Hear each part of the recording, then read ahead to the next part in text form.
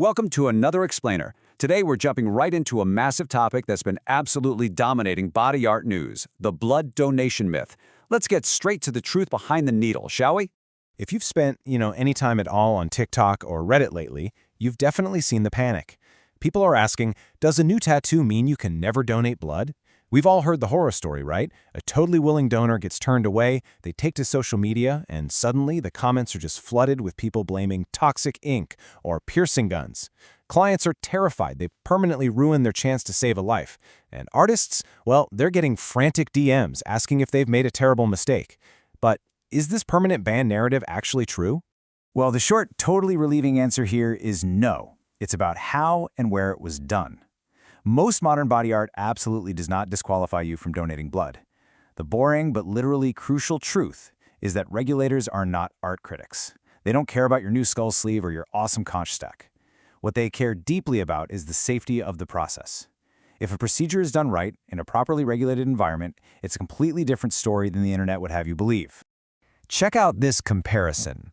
Notice the stark contrast between internet rumors and regulatory reality. The internet is completely obsessed with ink chemistry. The idea that black ink is super toxic or that jewelry metal alloys are going to poison your bloodstream. But in reality, regulators don't care about the color or brand of your ink, and they definitely don't care whether you're rocking titanium or steel jewelry. They are strictly on the hunt for blood-borne pathogens. We're talking hepatitis B, hepatitis C, and HIV. They literally only care if the environment was sterile enough to keep those pathogens out. Now, to truly get why these rules exist, we have to look at the science. Let's talk about this crucial definition, the seroconversion window. So what is that?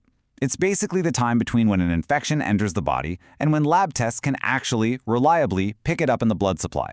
So the huge takeaway here is that deferrals, those mandatory waiting periods before you can donate, they aren't punishments for getting a tattoo, not at all. They're just statistical safety margins.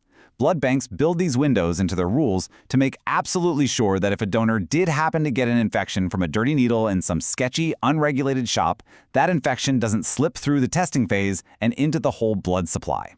Because of that seroconversion window we just talked about, waiting periods definitely do exist. But, and this is a big but, they are absolutely not permanent. They typically range from 1 week to 4 months. And you might be wondering, why such a huge variance? Well, it all depends on the country you live in, the regulation level of the studio you visited, and whether the equipment used on you was strictly single-use. The minute regulators are confident your procedure didn't introduce blood-borne pathogens, they completely stop caring about your tattoo or piercing. Let's look at this table comparing the American Red Cross rules directly against the Australian Lifeblood rules for tattoos. It really reveals the whole picture.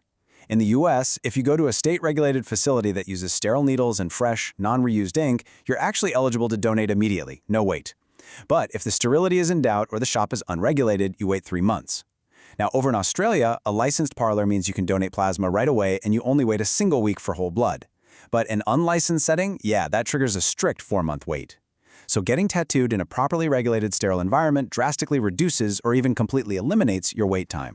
Okay, shifting our focus to piercings now, and you'll see a slightly different story on this table. Both the US and Australia actually apply much stricter rules here.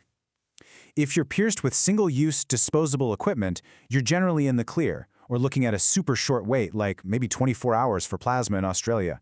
But if a reusable piercing gun or just reusable tools of questionable sterility are used, boom, you're hit with that 3 to 4 month deferral. Blood banks are notoriously nervous when it comes to the equipment used for piercings for sure. So why exactly do piercings face so much more scrutiny than tattoos? Well, it boils down to 3 main reasons. First up, cartilage complexity. Piercings often go right through cartilage, which actually has a much poorer blood supply than skin. That means fewer white blood cells reach the area, making it way harder for your body to fight off any infections there. Second, gun misuse. Reusable piercing guns are a massive, massive red flag for regulators. And third, unregulated environments. Think about those mall kiosks or pop-up setups.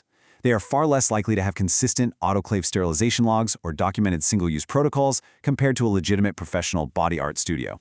And man, this brings us to a massive pain point in the industry, the reusable piercing gun problem. This isn't just about fussy regulations, okay? It's about actual mechanical danger. Reusable guns are notoriously difficult to sterilize internally. Even if someone wipes down the outside and it looks squeaky clean, microscopic blood droplets can literally persist deep inside the mechanisms. And because these guns are plastic and would literally melt, they can never reach the extreme sterilizing temperatures of an autoclave. It's a genuine, real-world risk that blood banks simply will not ignore. You can probably imagine the frustration this causes for professionals.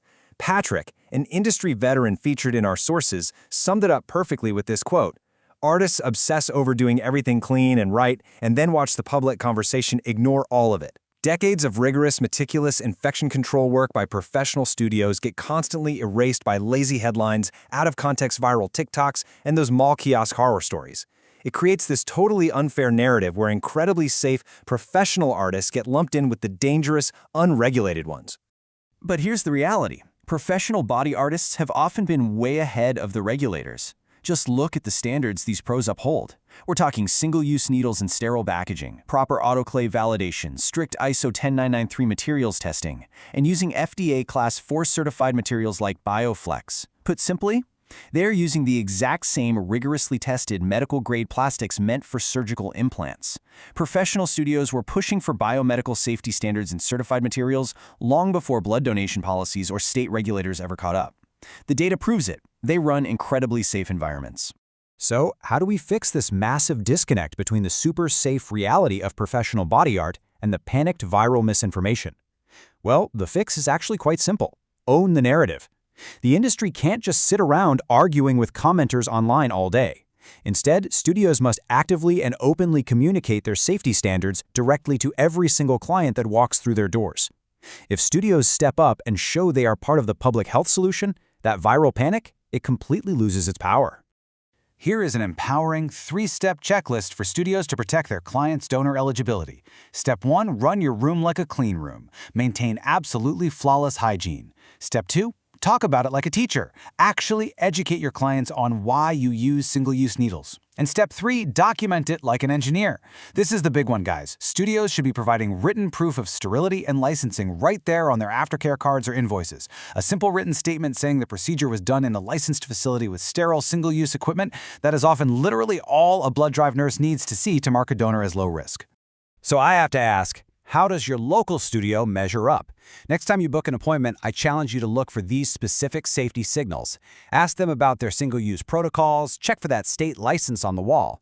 Because when you choose a regulated professional who documents their sterility, you aren't just getting beautiful, safe art. You are ensuring you remain fully eligible to roll up your sleeve and literally save a life.